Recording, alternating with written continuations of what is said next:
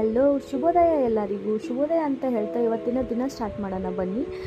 ಇವರಿನ್ನ ಮಲ್ಕೊಂಡಿದ್ರು. ನಾನು ಎದ್ದು ಬ್ರಷ್ ಮಾಡ್ತಾಯಿದ್ದೀನಿ. ಈಗ ಬ್ರಷ್ ಮಾಡಿ ಫ್ರೆಶ್ ಆಗಿ ಇವತ್ತಿನ ದಿನ ಸ್ಟಾರ್ಟ್ ಮಾಡೋಣ.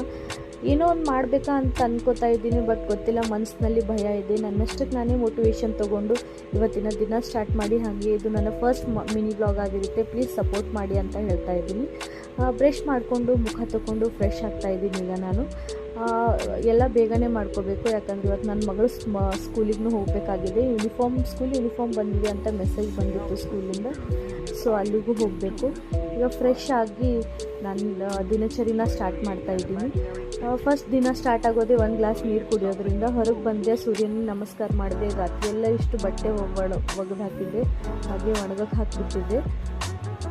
ಪ್ರತಿದಿನ ಬೆಳಗ್ಗೆ ಸ್ಟಾರ್ಟ್ ಆಗೋದು ಒಂದು ಕನಸಿನಿಂದ, ಆಮೇಲೆ ಆ ದಿನ ಮುಗಿಯೋದು ಒಂದು ಅನುಭವದಿಂದ ಅಂತ ಹೇಳ್ತಾ ಈಗ ಒಂದು ಗ್ಲಾಸ್ ನೀರು ಕುಡಿತಾ ಇದ್ದೀನಿ ನಾನು. ನನಗೆ ಬೆಳಗ್ಗೆ ಅದು ಬಿಸಿನೀರು ಕುಡಿಯೋದಂದರೆ ಸ್ವಲ್ಪ ಕಷ್ಟ ಆಗುತ್ತೆ, ಬಿಸಿನೀರು ಕುಡಿಯೋದಾಗಲ್ಲ. ಅದಕ್ಕೆ ನಾನು ಹರಿವೆ ನೀರನ್ನೇ ಕುಡಿತೀನಿ. ಆಮೇಲೆ ಫ್ರೆಶ್ ಅಪ್ ಆಗಿ ಬಂದು ಸ್ನಾನ ಮಾಡಿದೆ. ನನಗೆ ಹೊರಗೆ ಹೋಗಬೇಕಾಗಿತ್ತು, ಹಾಗಾಗಿ ಎಲ್ಲ ಬೇಗ ಮಾಡ್ತಾಯಿದ್ದೀನಿ. ಇಲ್ಲಿ ನಾನು ನಮ್ಮಲ್ಲಿ ಹಣೆಯಲ್ಲಿ ವಿಭೂತಿ ಹಚ್ಕೊಳ್ಳೋಕ್ಕೆ ಬಹಳ ಮಾನ್ಯತೆ ಇದೆ. ಹಾಗಾಗಿ ನಮ್ಮಲ್ಲೆಲ್ಲ ಹೇಳ್ತಾರೆ, ಹಣೆಗೆ ವಿಭೂತಿ ಹಚ್ಕೊಳ್ಳೋದ್ರಿಂದ ನಮಗೆ ಬರುವ ಸಂಕಷ್ಟವನ್ನು ಪರಮಾತ್ಮ ಎಲ್ಲ ಪರಿಹರಿಸ್ತಾನೆ ಅಂತ. ಹಾಗೆ ಎಲ್ಲ ಜೀವನದಲ್ಲಿ ಬರುವಂಥ ಸಂಕಷ್ಟಗಳನ್ನು ನಮ್ಮ ಪರಮಾತ್ಮ ಪರಿಹರಿಸಲಿ ಅಂತ ಕೇಳ್ಕೊತ ಈಗ ನಾನು ದೇವ್ರ ಪೂಜೆ ಮಾಡ್ತಾಯಿದ್ದೀನಿ. ನಮ್ಮಲ್ಲೇ ಬಿಟ್ಟಿರುವಂಥ ಗಿಡಗದ ಹೂವು ಅಂತಂದು ದೇವ್ರ ಪೂಜೆನ ಮಾಡ್ತಾಯಿದ್ದೀನಿ. ಮನಸ್ಸಿನಲ್ಲಿ ಎಷ್ಟೇ ಕಷ್ಟ ಇದ್ದರೂ, ನಮ್ಮ ಹತ್ರ ಏನು ಇದ್ದರೂ ಇರಲಿದ್ದರೂ, ನಮ್ಮ ಮನಸ್ಸಿಗೆ ನೆಮ್ಮದಿನೇ ಇರಲಿಲ್ಲ ಅಂದರೆ ಏನೂ ಇಲ್ಲ. ಆ ಮನಸ್ಸಿಗೆ ನೆಮ್ಮದಿ ಸಿಗೋದೇ ಆ ದೇವರಲ್ಲಿ. ಸೊ ಹೀಗಾಗಿ ಎಲ್ಲ ಬೇಗ ಈಗ ನಾನು ಕೆಲಸ ಮಾಡ್ಕೋತಾ ಇದ್ದೀನಿ.